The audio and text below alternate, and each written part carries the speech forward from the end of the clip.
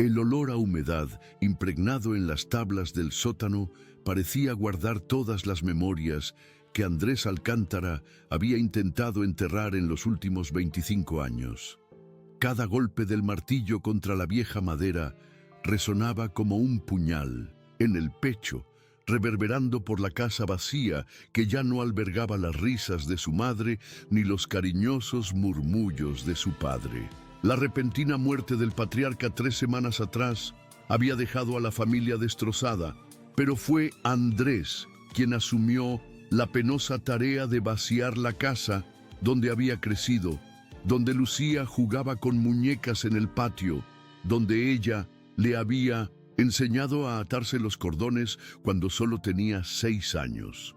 El martillo se le resbaló de las manos sudorosas cuando la tabla cedió con más facilidad de lo que esperaba, revelando un agujero oscuro en el suelo. Andrés se arrodilló, ignorando el dolor en las rodillas que ya acusaban sus 44 años, y metió la mano en el hueco. Sus dedos tocaron algo sólido, frío, enterrado allí, quién sabe por cuánto tiempo. Era una pequeña caja de madera no más grande que un libro, con bisagras oxidadas y una cerradura sencilla que se abrió con un clic seco. Dentro, como reliquias de una vida interrumpida, había una cinta VHS con una etiqueta amarillenta donde alguien había escrito Ramá con letras temblorosas y una carta doblada en 4, el papel amarillento por el paso del tiempo. Las manos de Andrés temblaron al reconocer la caligrafía de Lucía, esas letras redondas y cuidadosas que conocía desde la infancia. La fecha en la esquina superior derecha casi le paró el corazón. 15 de marzo de 1996. Andrés comenzaba la carta. Si estás leyendo esto, significa que has encontrado lo que dejé escondido. Sé que mamá y papá nunca creyeron que volvería, pero tú siempre lo supiste, ¿verdad? Siempre supiste que no los abandonaría por mi propia voluntad.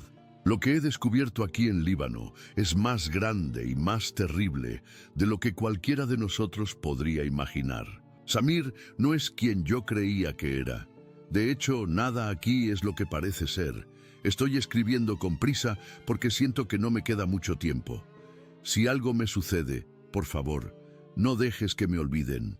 Y si decides buscarme algún día, comienza por la cinta. Tiene las respuestas que buscas, pero también los peligros que enfrenté. Te quiero más que a nada, mi hermano. Cuídate, Lucía. La caligrafía se volvía más temblorosa en cada línea, como si estuviera escrita por alguien con prisa o miedo. Andrés sostuvo la carta contra el pecho sintiendo el papel frágil, amoldarse a la forma de sus costillas. Y por un momento volvió a ser el chico de 14 años que se despertaba de madrugada esperando oír a Lucía subir las escaleras, regresando de una más de sus aventuras nocturnas por el pequeño pueblo donde vivían. San Rosario siempre había sido un lugar donde nada pasaba, donde la gente se conocía por su nombre y apellido, donde los secretos duraban como mucho una semana antes de extenderse por la plaza de la iglesia. Por eso, la repentina pasión de Lucía por Samir Khalil, el estudiante de intercambio que llegó al pueblo en 1994 para estudiar agronomía en la universidad local, causó tanto revuelo. Él era diferente a todo lo que el pueblo conocía. Moreno, de ojos oscuros e intensos, hablaba español con un acento que hacía suspirar a las mujeres en las filas del banco y en los pasillos del supermercado. Lucía, que siempre había sido la niña estudiosa, la hija ejemplar que ayudaba en la iglesia y sacaba notas perfectas en la facultad de pedagogía, se transformó en una persona que Andrés apenas reconocía. Pasaba horas peinándose el cabello castaño hasta que brillaba como la seda. Probaba perfumes que compraba a escondidas en México y sus ojos adquirieron un brillo que Andrés nunca había visto antes. Era como si hubiera despertado de un sueño profundo y descubierto que estaba viva. Los padres de Lucía, Juan y María Alcántara, católicos devotos y conservadores, como la mayoría de las familias de la región, vieron con creciente desagrado el noviazgo de su hija con un musulmán extranjero. Las discusiones en casa se volvieron constantes, siempre en voz baja para que los vecinos no oyeran, pero Andrés captaba cada palabra a través de las finas paredes de la casa. «Esta pasión pasará», decía la madre. «Es cosa de niña, ella entrará en razón». Pero el padre era más directo. «No quiero a ese hombre pisando esta casa. Él va a arrastrar a nuestra hija lejos de nosotros». Profético, como solo los miedos parentales pueden serlo. Cuando Samir terminó el intercambio en diciembre de 1994 y anunció que regresaría al Líbano, Lucía tomó una decisión que partiría a la familia Alcántara por la mitad. En una fría mañana de enero de 1995, dejó una carta sobre la mesa de la cocina diciendo que partiría con él, que lo amaba más que a su propia vida y que regresaría tan pronto como pudieran casarse oficialmente. «No se preocupen por mí», escribió. «Samir dijo que el Líbano es hermoso en esta época del año y que su familia me recibirá como a una hija». Andrés recordaba vívidamente la mañana en que encontraron la carta. Su madre se desplomó en la silla de la cocina, sollozando, como si fuera un funeral, mientras su padre salió de casa golpeando la puerta y solo regresó después de la medianoche, oliendo a alcohol y con los ojos rojos. Fue Andrés, aún un adolescente de 14 años, quien tuvo que llamar a la policía, quien tuvo que repetir la historia decenas de veces a oficiales, investigadores y más tarde a funcionarios del consulado brasileño. La cámara se movió un poco, como si la sujetaran manos nerviosas. Andrés se dio cuenta de que era la propia Lucía quien se filmaba, probablemente usando una cámara prestada o robada. De fondo podía oír sonidos extraños, cánticos en una lengua que no reconocía, tambores lejanos y, ocasionalmente, gritos que le erizaban la piel. «El Líbano no es como Samir me lo describió», continuó Lucía, mirando por encima del hombro como si esperara que alguien apareciera en cualquier momento. «Llegamos a Beirut en febrero, pero él no me llevó a conocer a su familia como prometió. En vez de eso, viajamos al interior, a una aldea en las montañas llamada Kadisha. Dijo que necesitaba resolver algunos asuntos antes de presentarme a sus padres, que era cuestión de tradición». Se rió, pero era un sonido amargo, sin alegría. «¡Qué tonta fui, Andrés! ¡Qué tonta!». La imagen comenzó a temblar con más violencia, y Andrés se dio cuenta de que Lucía estaba llorando. Lágrimas corrían por su rostro mientras seguía hablando, la voz entrecortada por sollozos que rompían el corazón de Andrés. «Samir forma parte de un grupo. Se hacen llamar los Guardianes del Velo. Al principio pensé que era alguna especie de organización religiosa, ¿sabes? Como esos grupos de jóvenes de la iglesia, solo que musulmanes. Pero no es eso, Andrés, no es nada de eso». Se inclinó más cerca de la cámara, y Andrés pudo ver que tenía marcas moradas en el cuello, como si alguien hubiera intentado estrangularla. «Adoran algo antiguo, algo que no debería existir. Y creen que yo soy especial, que puedo ayudarles a despertar esa cosa». La transmisión comenzó a fallar, la imagen cortándose y volviendo en intervalos irregulares. Durante los cortes, Andrés veía otras imágenes. Personas encapuchadas andando en círculos alrededor de una fogata, símbolos extraños tallados en paredes de piedra, y siempre, siempre los ojos de Lucía cada vez más asustados y desesperados. «Me mantienen en una casa de la aldea», volvió su voz, ahora más baja, casi un susurro. «No soy prisionera, no exactamente, pero no puedo salir. Samir dice que es para mi protección, que los aldeanos aún no me han aceptado completamente, pero sé que es mentira. Sé porque La transmisión se cortó de nuevo, y cuando volvió, Lucía estaba claramente en otro lugar, un ambiente cerrado y oscuro donde solo su rostro estaba iluminado por una luz tenue. Conseguí robar esta cámara del despacho del líder de ellos, un hombre llamado Hassan. Habla portugués, puedes creerlo. Dijo que estudió en Brasil en los años 70, antes de encontrar su verdadera vocación. Se rió de nuevo, ese sonido terrible y vacío. Vocación. Así es como él lo llama. Como si torturar personas fuera una profesión noble. Andrés pausó la cinta, sus manos temblando tanto que apenas podía sujetar el mando a distancia. Se levantó y fue a la cocina, necesitando un vaso de agua, aire fresco, cualquier cosa que lo trajera de vuelta a la realidad.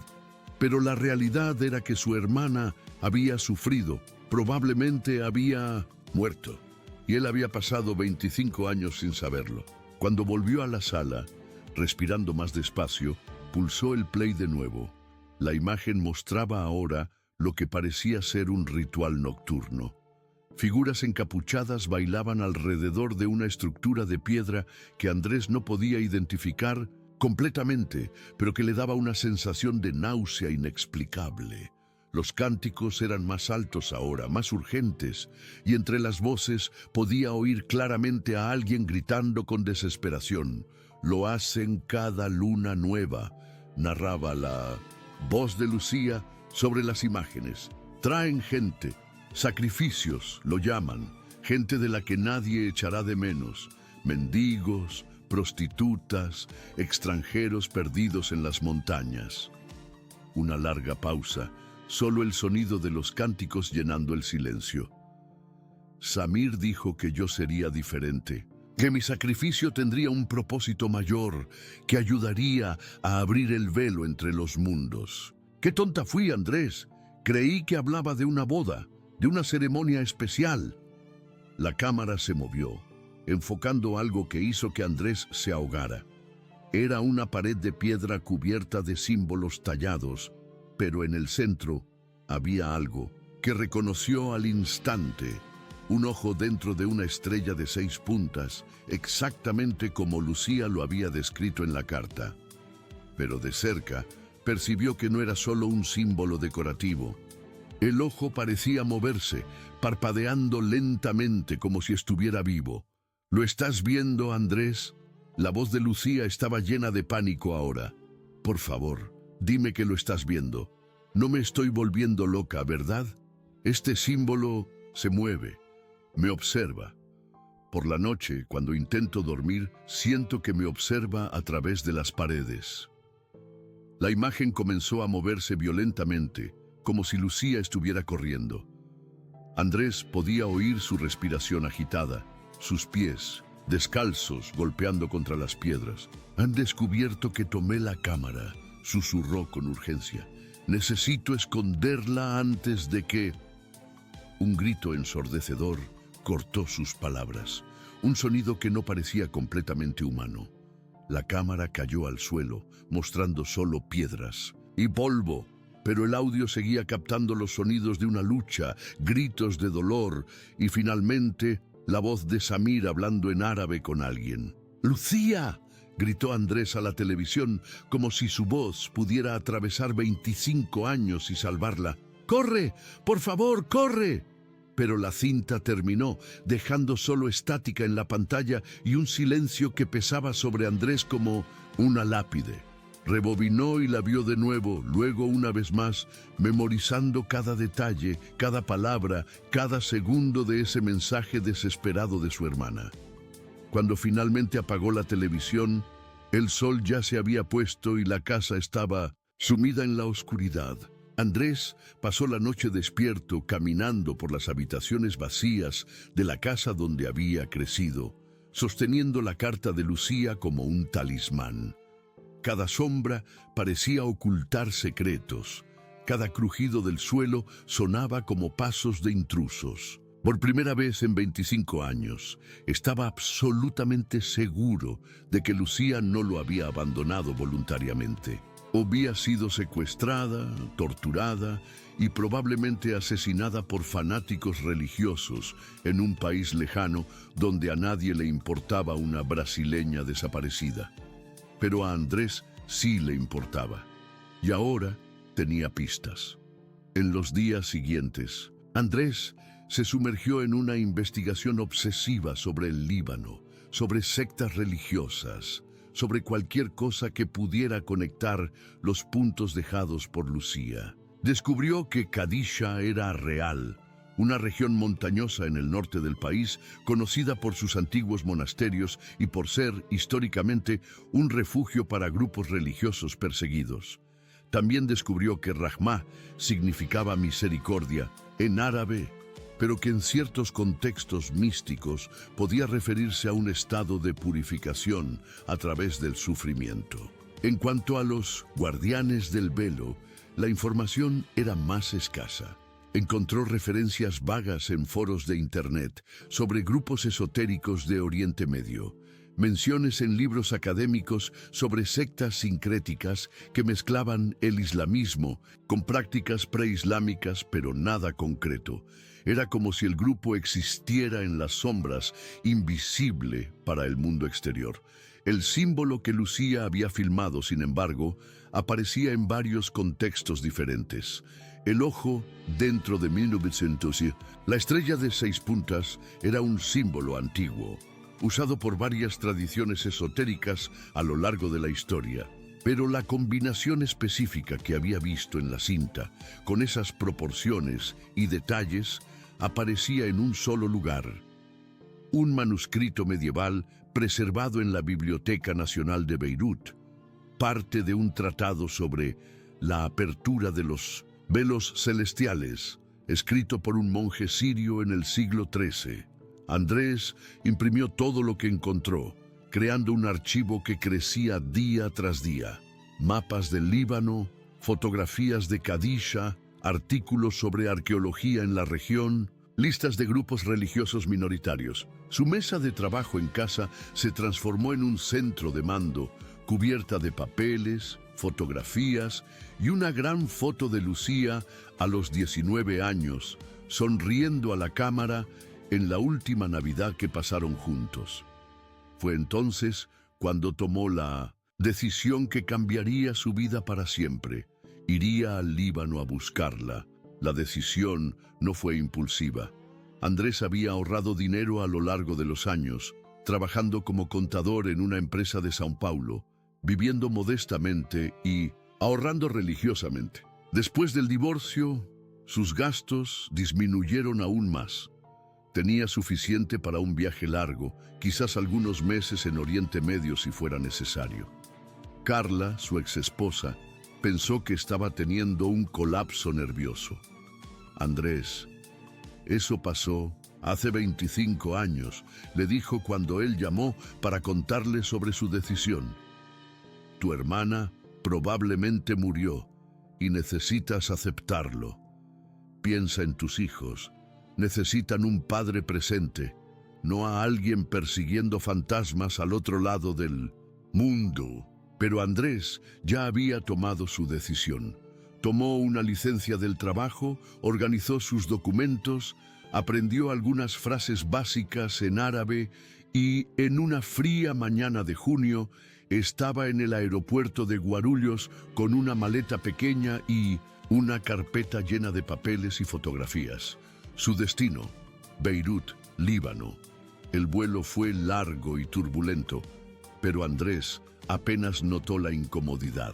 Pasaba el tiempo revisando sus notas, memorizando mapas e imaginando cómo sería pisar la tierra donde Lucía había vivido sus últimos días. Cuando el avión finalmente aterrizó en el aeropuerto internacional Rafik Hariri, el sol estaba saliendo sobre las montañas libanesas, pintando el cielo con tonos dorados que recordaban los ojos de su hermana. Beirut era una ciudad de contrastes que dejó a Andrés aturdido en sus primeros días. Rascacielos modernos se elevaban junto a edificios acribillados, a balazos de la guerra civil. Mercedes-Benz de último modelo compartían las calles con burros cargados de verduras, y el aroma de especias exóticas se mezclaba con el olor a gasolina y a mar. Era un lugar donde lo antiguo y lo moderno chocaban constantemente, donde cada esquina contaba una historia diferente. Andrés se hospedó en un modesto hotel en el centro de la ciudad y pasó los primeros días aclimatándose. Su primera parada fue la embajada brasileña, donde fue recibido por un funcionario amable pero poco optimista. Casos como el de su hermana son complicados, explicó el diplomático, especialmente cuando no hay registros oficiales de entrada al país. Es posible que haya cruzado la frontera irregularmente a través de Siria, lo cual era común en los años 90. El funcionario le dio una lista de organizaciones que ayudaban a familias de personas desaparecidas, pero dejó claro que las posibilidades eran limitadas. 25 años es mucho tiempo, dijo con amabilidad, y el Líbano ha pasado por muchos cambios desde entonces. Andrés no se dejó desanimar. Contrató a un traductor local, un joven llamado Khalil. La ironía del nombre no pasó desapercibida, que hablaba portugués fluidamente y conocía bien la región de Kadisha. Khalil era estudiante de periodismo en la Universidad Americana de Beirut y siempre estaba en busca de historias interesantes. El caso de Lucía lo fascinó inmediatamente. Grupos como esos, guardianes del velo, no son inusuales en nuestra región, explicó Khalil mientras conducían hacia las montañas del norte, especialmente en zonas rurales, donde las antiguas tradiciones aún son fuertes. Durante la guerra civil, muchos grupos extraños se formaron. Algunos eran políticos, otros religiosos, y algunos eran simplemente locos. El viaje a Kadisha duró 3 horas por carreteras sinuosas que ascendían por las montañas, ofreciendo vistas espectaculares de valles verdes y aldeas que parecían haberse detenido en el tiempo. A medida que se alejaban de Beirut, el mundo moderno se quedaba atrás, reemplazado por paisajes que probablemente no habían cambiado mucho en siglos. Kadisha resultó ser una región de belleza agreste y majestuosa. Conocida como el Valle Santo, estaba salpicada de antiguos monasterios excavados en la roca, algunos aún en funcionamiento, otros abandonados desde hace siglos. Las montañas calcáreas se elevaban como torres naturales, y Andrés pudo imaginar fácilmente cómo ese lugar atraía tanto a peregrinos como a fugitivos. Su hermana habría destacado aquí, observó Khalil mientras caminaban por la aldea principal. Una joven brasileña. La gente la recordaría y la recordaban. Fue sorprendente para Andrés descubrir cuántas personas aún guardaban recuerdos de Lucía. Una anciana que vendía pan en la plaza central recordaba a la chica, triste de los ojos grandes, que siempre compraba el mismo tipo de pan todos los días. Un mecánico recordaba haberla visto algunas veces con ese hombre de las montañas, siempre con la cabeza baja, nunca sonriendo. Pero fue una mujer llamada Mariam, dueña de un pequeño café, quien proporcionó la información más perturbadora. Recordó inmediatamente a Lucía cuando Andrés le mostró su fotografía. «Claro que la recuerdo», dijo Mariam en árabe, que Khalil tradujo.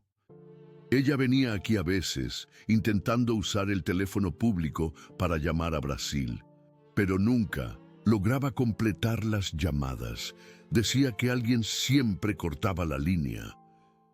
Mariam hizo una pausa, estudiando el rostro de Andrés.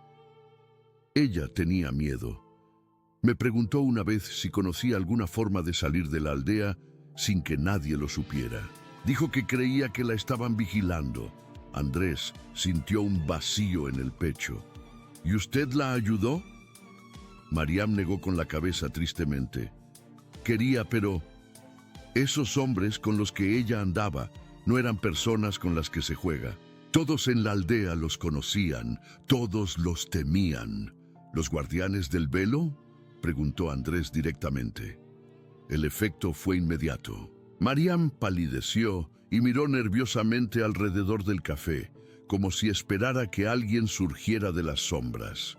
Susurró algo rápidamente a Khalil, quien frunció el ceño.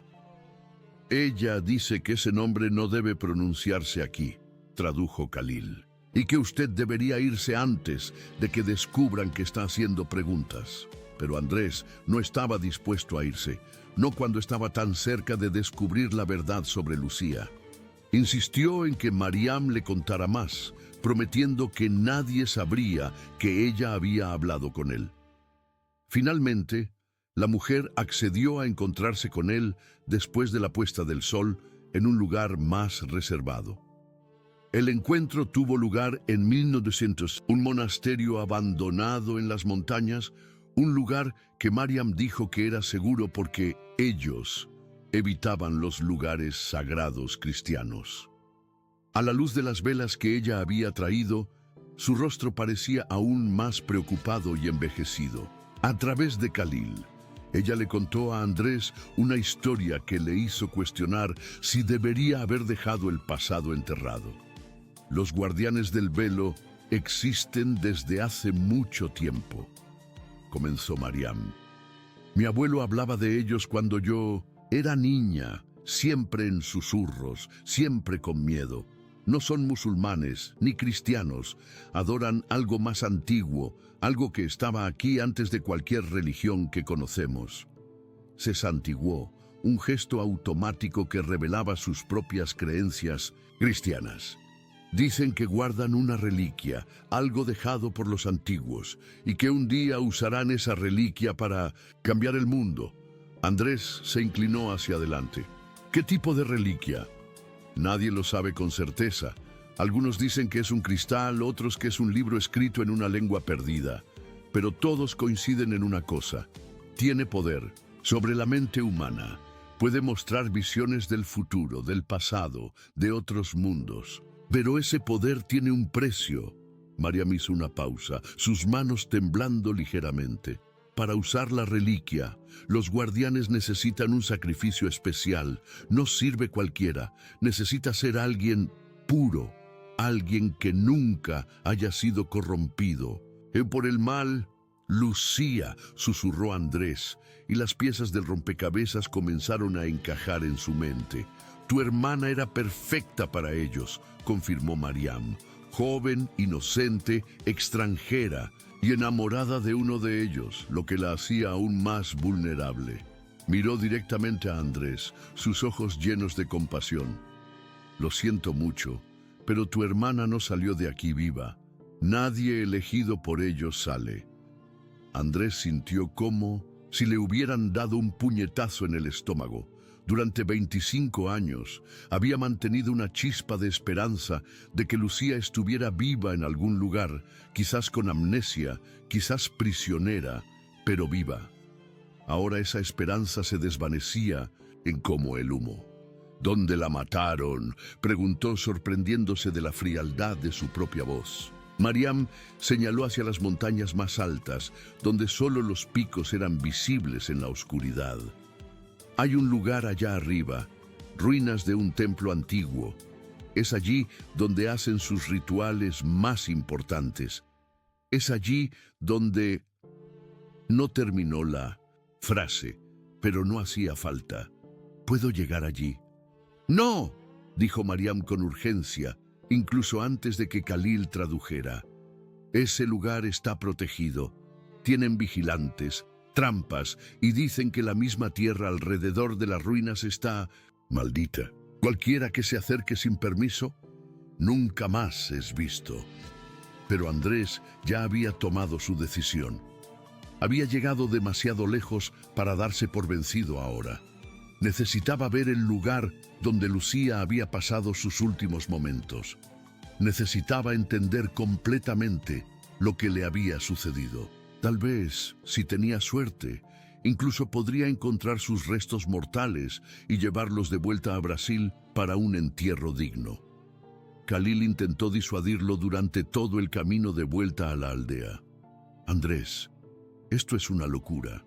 aunque consigamos llegar a esas ruinas, ¿qué esperas encontrar después de 25 años? ¿Y si esos guardianes aún están por allí? Entonces quizá pueda hacerles algunas preguntas, respondió Andrés con una determinación que ni siquiera sabía que poseía. Tal vez sea hora de que alguien les exija cuentas por lo que le hicieron a mi hermana. Pasaron 2 días preparándose. Khalil, a pesar de sus reservas, resultó ser un compañero leal. Consiguió mapas topográficos de la región, equipo básico, de escalada y, a través de contactos en la universidad, información sobre las ruinas que Mariam había mencionado. Al parecer, eran restos de un templo fenicio, anterior a la llegada del cristianismo a la región. El lugar estaba oficialmente catalogado como yacimiento arqueológico, pero nunca había sido excavado debido a su ubicación remota y a las supersticiones locales que lo rodeaban. La subida comenzó antes del amanecer de un martes nebuloso. Andrés llevaba una mochila con agua, comida para 2 días y una cámara digital que esperaba usar para documentar cualquier cosa que encontrara. Khalil llevaba los mapas, una brújula y un teléfono satelital que había conseguido prestado de un amigo periodista. El sendero era empinado y traicionero, serpenteando entre rocas sueltas y acantilados que se perdían en la niebla matinal. Después de 4 horas de caminata, llegaron a una meseta donde la vegetación se volvía más escasa y el aire más enrarecido. Fue allí donde Andrés comenzó a sentir que algo andaba mal. No era nada que pudiera explicar racionalmente, solo una creciente sensación de que estaban siendo observados. Las sombras parecían moverse incluso cuando no había viento, y el silencio era tan completo que sus propios latidos cardíacos sonaban como tambores. ¿Sientes eso?, le preguntó a Khalil, que había dejado de hablar hacía más de 1 hora. El joven libanés asintió nerviosamente. Es como si el aire estuviera pesado, como antes de una tormenta, pero no hay nubes. Continuaron subiendo, siguiendo un sendero casi imperceptible que serpenteaba entre formaciones rocosas cada vez más extrañas. Andrés comenzó a notar que algunas de las piedras no parecían naturales. Había símbolos tallados en varias de ellas, símbolos que se parecían a los que había visto en la cinta de Lucía. El ojo dentro de la estrella aparecía repetidamente, a veces pequeño y discreto, otras veces grande y elaborado, como si fuera un sistema de señalización. Fue Khalil quien primero divisó las ruinas. Allí, dijo, señalando una estructura de piedra que emergía de la niebla como el esqueleto de algún animal gigantesco. Dios mío, es mucho más grande de lo que imaginábamos. El templo, si es que era un templo, se extendía por un área de al menos 100 metros cuadrados. Sus paredes, construidas con bloques de piedra perfectamente encajados, aún se elevaban a más de 3 metros de altura en algunos puntos. No había techo, solo cielo abierto, donde antes debería haber una cubierta. Pero lo que más impresionó a Andrés fue el estado de conservación. A pesar de los supuestos miles de años de antigüedad, la estructura parecía haber sido abandonada hacía apenas décadas. «Alguien ha cuidado este lugar», observó Andrés, pasando la mano por una pared donde los símbolos tallados eran tan nítidos que parecían haber sido hechos la semana anterior. Entraron en las ruinas con cautela, Andrés con la cámara en la mano, documentando todo. El interior estaba dividido en varias cámaras conectadas por pasillos estrechos.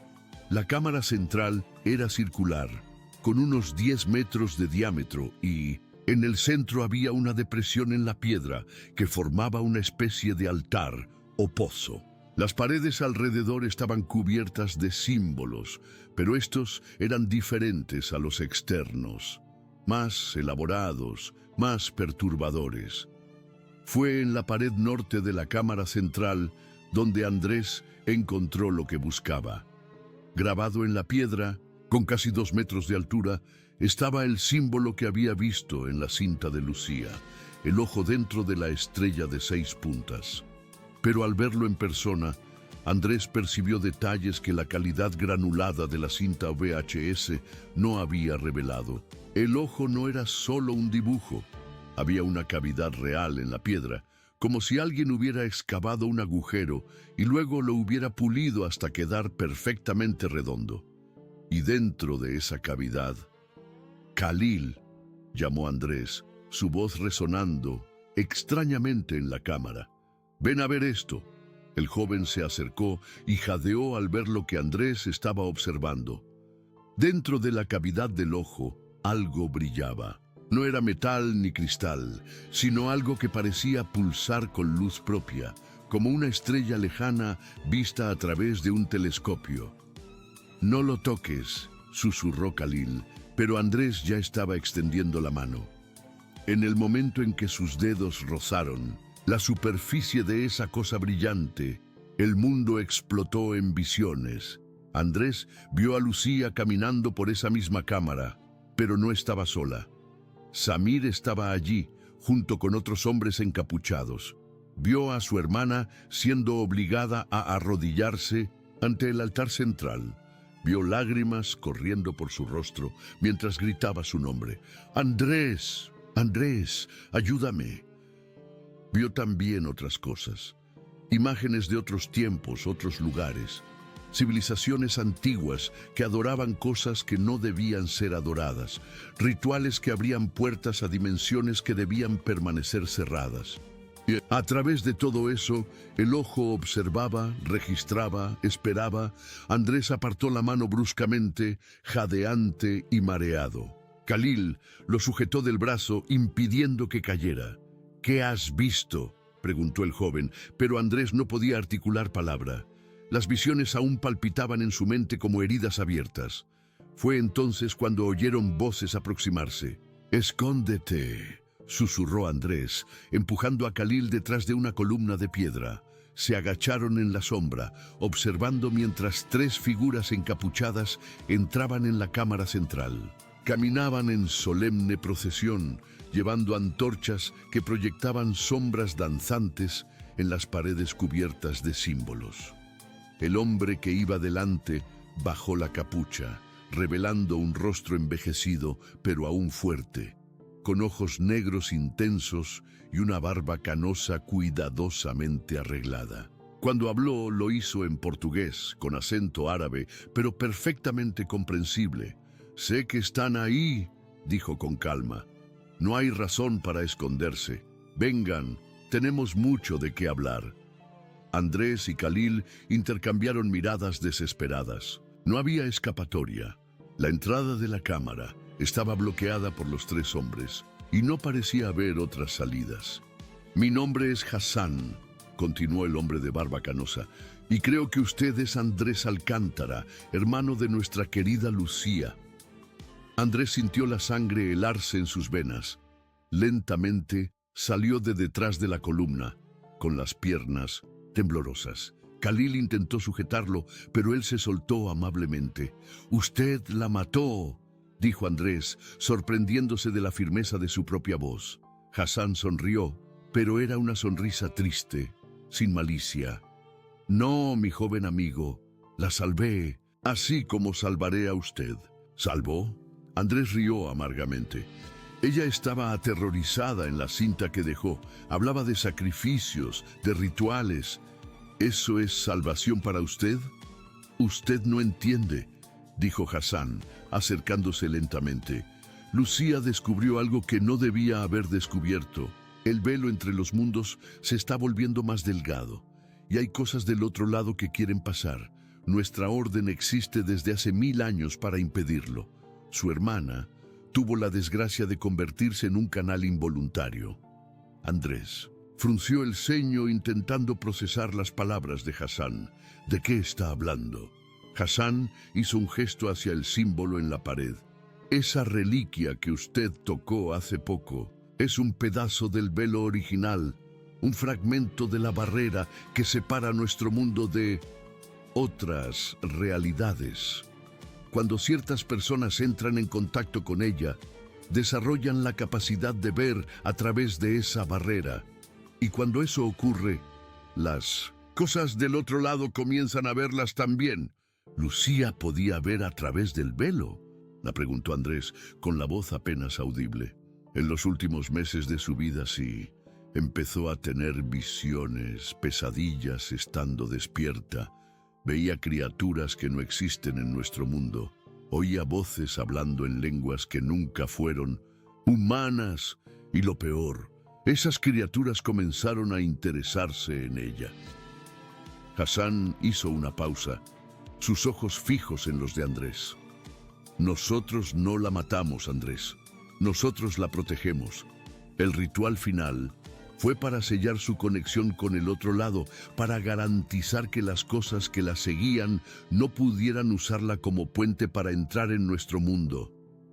¡Mentira!, gritó Andrés. ¡Está mintiendo!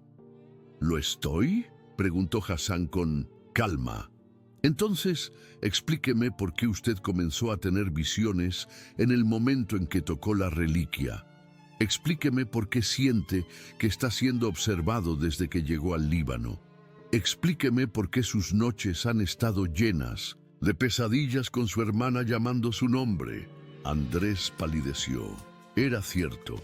Desde que había llegado al Líbano, había sentido una presencia constante, como sombras que se movían en el rabillo de su ojo. Y las pesadillas. Dios, las pesadillas eran terribles. Todas las noches veía a Lucía corriendo a través de paisajes imposibles, perseguida por cosas que no podía ver claramente, pero que sabía que eran horribles. Usted ha heredado el don de su hermana, continuó Hassan. Es algo que corre en familias, especialmente entre hermanos cercanos. El hecho de que usted haya logrado encontrar su cinta, de haber seguido sus pistas hasta aquí, eso no fue coincidencia, fue la reliquia llamándolo. No, susurró Andrés, sacudiendo la cabeza. No, eso no puede ser verdad. Hassan se acercó más, extendiendo la mano. Venga conmigo, déjeme mostrarle algo que aclarará todo. Contra todos sus instintos, Andrés siguió a Hassan a una cámara más pequeña, adyacente a la central. Khalil lo siguió.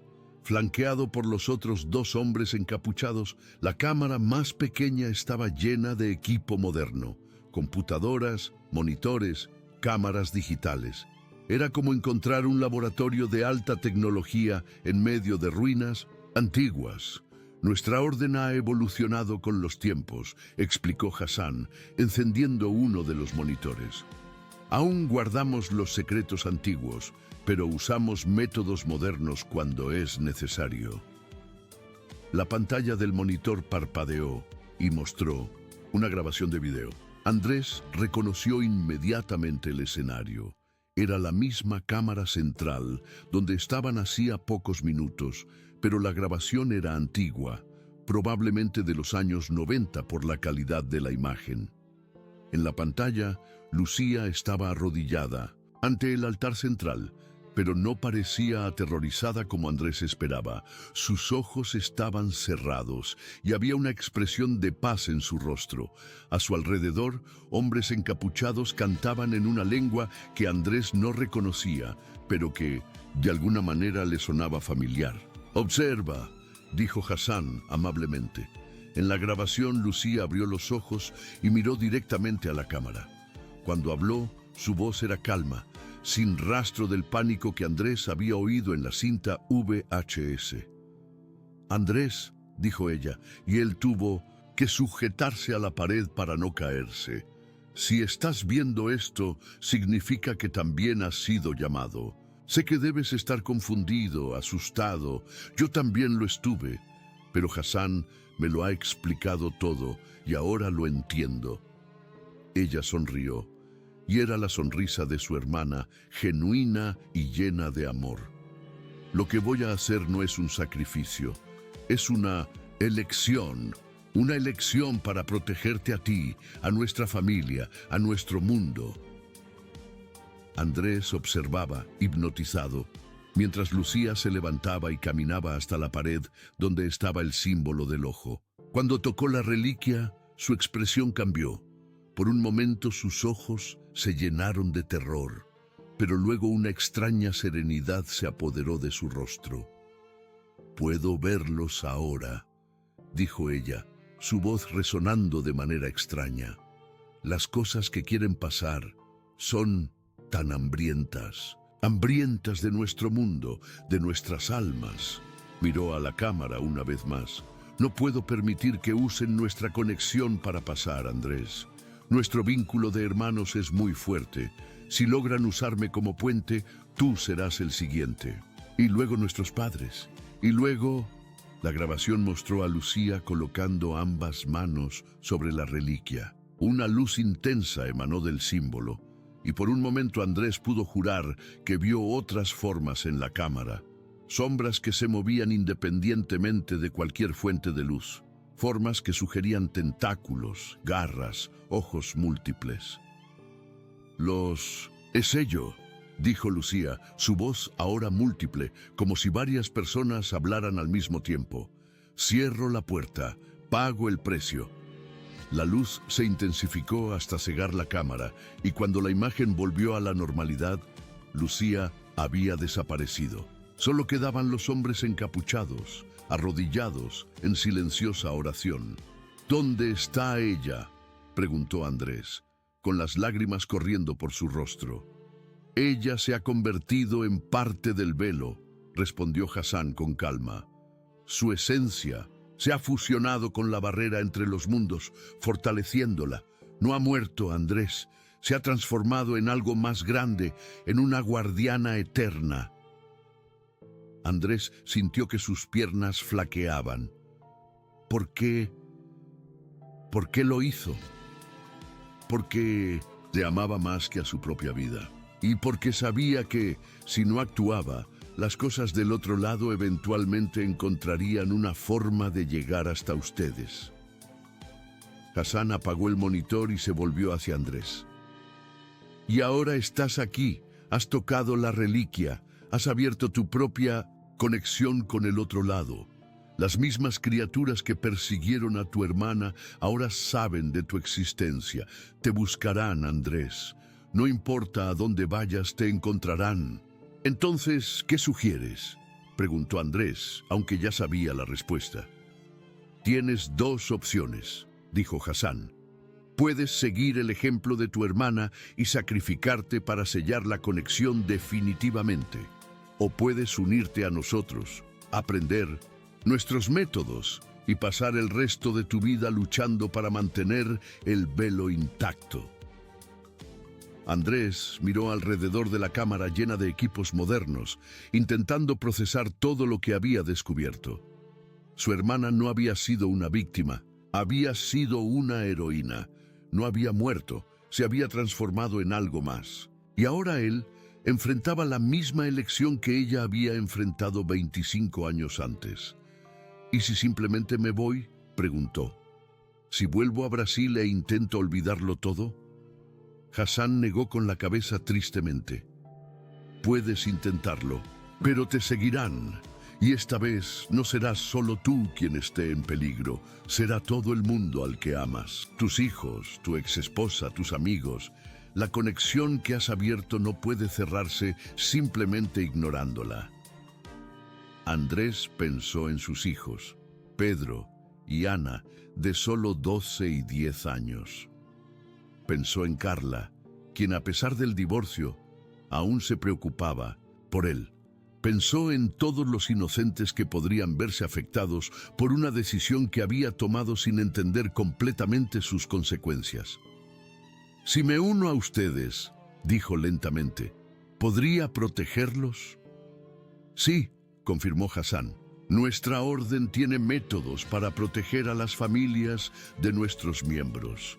Tus hijos nunca sabrán el peligro que corrieron, pero estarán a salvo». «¿Y yo podría ver a Lucía de nuevo?». Hassan hizo una pausa antes de responder. «En cierto sentido, sí. Aquellos que están conectados al velo a veces pueden comunicarse con aquellos que se han convertido en parte de él. Pero ella ya no será la hermana que conociste, será algo más. Andrés cerró los ojos, sintiendo el peso de una decisión que cambiaría su vida para siempre. Cuando los abrió de nuevo, su resolución estaba tomada. ¿Qué necesito hacer? Los días siguientes pasaron como un borrón. Hassan y los demás miembros de la orden, Andrés descubrió que solo eran 12 en total, dispersos por Oriente Medio y Europa, le enseñaron sobre la verdadera naturaleza de la realidad. Le mostraron textos antiguos que describían a las criaturas del otro lado. Le enseñaron rituales de protección y técnicas de meditación que podrían ayudarlo a controlar sus crecientes visiones. Khalil, inicialmente aterrorizado por todo lo que había presenciado, decidió quedarse también. Alguien necesita documentar esto, dijo. Y si estas cosas son reales, entonces el mundo necesita gente preparada para enfrentarse a ellas. Pero fue durante su tercera noche en las ruinas que Andrés tuvo su primera comunicación real con Lucía. Estaba meditando en la cámara central, siguiendo las instrucciones de Hassan, cuando sintió una presencia familiar acercarse. «Andrés», una voz susurró en su mente, y él supo inmediatamente que era ella. «¿Lucía?», respondió él, sin saber si hablaba en voz alta o solo pensaba. «Estoy aquí, hermano, siempre he estado aquí». La voz era la suya, pero había algo más, como ecos de otras voces hablando al mismo tiempo. «Lo siento mucho por todo. Sé que has sufrido buscándome». «¿Por qué no me lo dijiste?», preguntó Andrés con lágrimas corriendo por su rostro. «¿Por qué me hiciste creer que te habían asesinado? Porque necesitaba que vivieras tu vida, necesitaba que fueras feliz, que formaras una familia, que tuvieras hijos. Solo permití que me encontraran cuando supe que de todas formas venían a buscarte. Ellos». Andrés sintió, más que vio, a Lucía señalar más allá de los límites de la realidad física. En el ángulo de su percepción, formas sombrías se movían como tiburones alrededor de un naufragio, esperando pacientemente una oportunidad. «Sienten el vínculo entre nosotros», explicó Lucía. «Nuestro amor fraternal es como un faro para ellas. Intentaron usarme para llegar a ti durante años, pero el sello que creé las mantuvo alejadas. Ahora que has tocado la reliquia, abrí una nueva puerta», completó Andrés, comprendiendo finalmente la magnitud de su situación. «Pero ahora puedes elegir. Puedes hacer lo que yo hice, sacrificarte para sellar la conexión definitivamente. O puedes aprender a controlarla, a usarla para proteger a otros, a quienes ellas puedan perseguir en el futuro». Andrés no dudó. «Quiero aprender, quiero proteger a nuestros hijos, a nuestras familias. Quiero marcar la diferencia como tú lo hiciste». Sintió a Lucía sonreír, una sensación de calor que se expandió por su pecho. Sabía que elegirías eso. Siempre fuiste el protector de la familia, incluso cuando éramos niños. ¿Podré hablar contigo de nuevo? Cuando lo necesites, estaré aquí. Siempre estaré aquí. La presencia de Lucía se desvaneció lentamente, dejando a Andrés solo en la silenciosa cámara. Pero no era una soledad vacía.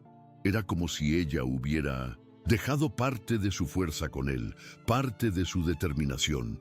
3 meses después, Andrés regresó a Brasil, pero no como el hombre que se había ido. Llevaba consigo conocimientos antiguos y responsabilidades que no podía compartir con nadie fuera de la orden. Hassan le había dado contactos en Sao Paulo y Río de Janeiro, otros miembros de la organización que monitoreaban actividades paranormales en Brasil. «Nuestra guerra es silenciosa», Hassan le había dicho el día de su partida. «El mundo no puede saber que existe, porque el miedo solo empeoraría las cosas. Pero nosotros sabemos, y trabajamos en las sombras para mantener la oscuridad donde le corresponde». La casa en San Rosario se había vendido durante su ausencia, pero Andrés no sintió nostalgia. Aquella casa guardaba recuerdos de una vida anterior, de un hombre que creía que la realidad era simple y predecible. Ahora él sabía mejor. Se estableció en Sao Paulo, cerca de sus hijos, pero no demasiado cerca como para ponerlos en peligro. Volvió a trabajar como contador, una profesión mundana que le proporcionaba la cobertura perfecta para sus actividades reales. Por la noche y los fines de semana investigaba sucesos extraños, ayudaba a personas que tenían experiencias que no podían explicar y gradualmente construyó una red de informantes y aliados. Fue durante una de esas investigaciones, casi un año después de su regreso, que Andrés descubrió que no había vuelto solo del Líbano. Estaba investigando una serie de pesadillas colectivas en un barrio de la zona este cuando notó el símbolo.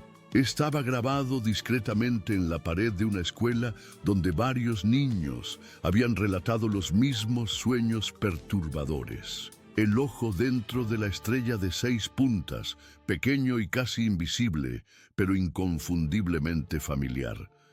Andrés fotografió el símbolo y se lo envió a Hassan vía correo electrónico encriptado.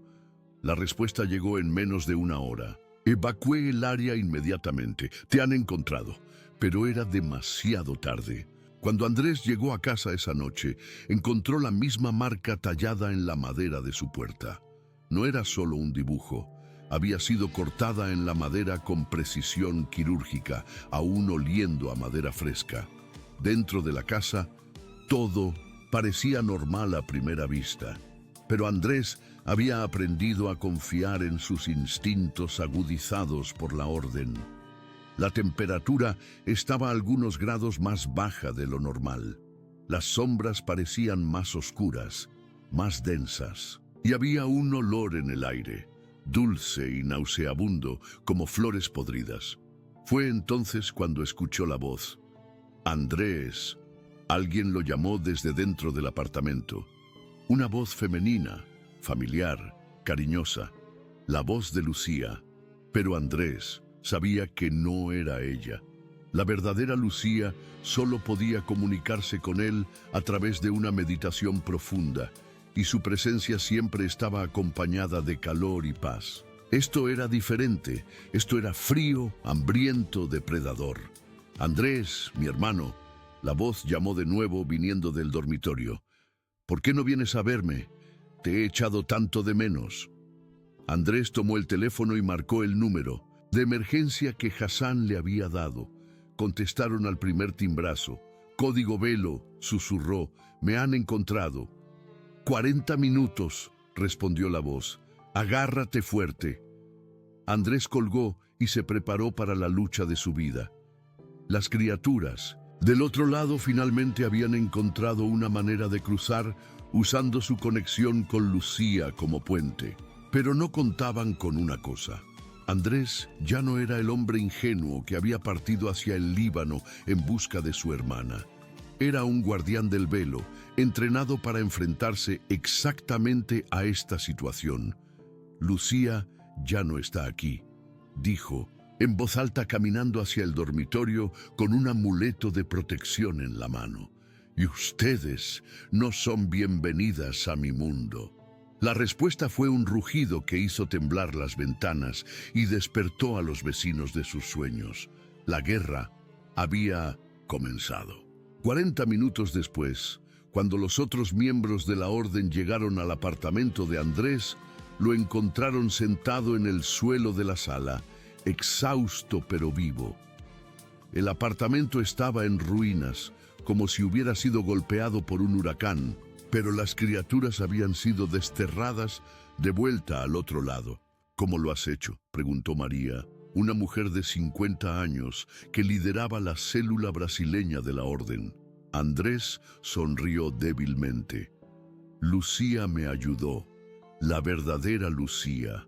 Me enseñó un ritual que no está en ninguno de los textos antiguos, un ritual que solo puede ser ejecutado por alguien que tenga una conexión familiar con alguien del otro lado del velo. Miró la marca en la puerta, que ahora estaba desapareciendo lentamente. Ellas no se rendirán, dijo, pero tampoco volverán a sorprenderme. En los años siguientes, Andrés se convirtió en una de las piezas más importantes de la orden en el hemisferio occidental. Desarrolló nuevas técnicas para detectar incursiones del otro lado, estableció una red de vigilancia que se extendía por toda Sudamérica y entrenó a decenas de nuevos reclutas. Pero lo más importante, mantuvo contacto regular con Lucía. Ella se había convertido en su consejera del más allá, alertándolo sobre amenazas y guiándolo en situaciones particularmente peligrosas. Su conexión, que podría haber sido la ruina de ambos, se transformó en el arma más poderosa de la Orden contra las criaturas que constantemente intentaban invadir el mundo humano. La historia de los hermanos Alcántara estaba lejos de terminar, pero ya no era una historia de pérdida y búsqueda. Era una historia de protección, de un amor que trasciende la muerte y de la elección de usar el sufrimiento personal para proteger a aquellos que no pueden protegerse a sí mismos. En la oscuridad de la noche paulistana, Andrés continuó su eterna vigilia, sabiendo que en algún lugar más allá del velo entre los mundos, Lucía continuaba la suya. Juntos, como siempre estuvieron destinados a ser, y en las sombras que bailaban por las calles de la ciudad, otras criaturas esperaban pacientemente su próxima oportunidad, sin saber que dos hermanos que se amaban más que la vida estaban listos para detenerlas. La guerra silenciosa continuaba, como siempre continuaría. Pero mientras existiera amor verdadero en el mundo, mientras hubiera personas dispuestas a sacrificarse para proteger a otros, las criaturas de la oscuridad nunca prevalecerían completamente. Y en la ciudad de San Rosario, ahora solo un pequeño pueblo del interior paulista, los más ancianos aún cuentan historias sobre la niña que partió a un país lejano y nunca regresó. Pero ellos no saben que ella nunca se fue realmente.